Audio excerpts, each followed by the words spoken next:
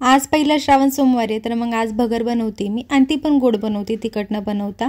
संध्याकाळी ना साबुदाणा खीर तिखट करण्याचं म्हणजे विचार चालला आहे, तर त्यामुळं इथं मी ड्रायफ्रूट वगैरे कट केले, गूळ कट केला, छान असं थोडासा घट्ट होता त्यामुळं, कारण की लवकर मेल्ट होतो ना आपण असं बारीक करून घेतल्यानंतर। भगर भाजून घ्यायची आणि नंतर धुवून घेतली छान अशी भगर आणि तुपामध्ये ना ड्रायफ्रूट रोस्ट केले आणि त्याच तुपामध्ये जी धुतलेली भगर आहे ना ती टाकायची, थोडंसं 1 मिनिट परतवून घ्यायचं आणि त्यात टाकायचं आहे ना गरम पाणीच टाकायचं, थंड पाणी अजिबात टाकायचं नाही आणि दूध थोडं टाकलं तरीही चालेल। आणि आपल्याला किती गोड हवं आहे ना त्या प्रमाणात आपल्याला गूळ टाकायचा आहे। तर इथं मी जास्त गोड आवडत नाही आम्हाला, तर मी थोडंसं कमीच गोड टाकलेलं आहे आणि ते होत आहे म्हणजे 10 मिनिटं तर लागतात भगर होण्यासाठी। तोपर्यंत किचन ओटा आवरून घेतला आणि जसं रवा असतो ना, रवा लवकर होतो, म्हणजे उपमा असू दे शिरा असू दे लगेच होतो, पण भगरला थोडा जास्त वेळ लागतो, तर पाणी पण थोडं जास्त लागतं।